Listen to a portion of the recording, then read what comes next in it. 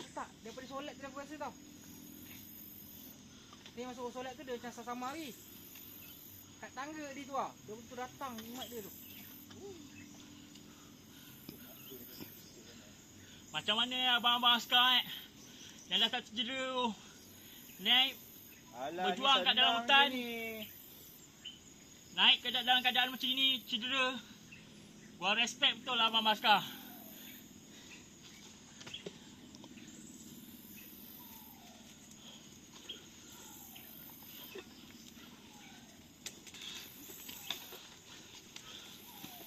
Turun sini juga.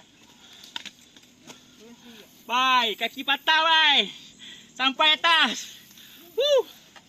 Allahu Akbar. Gua salute lah dengan abang askar.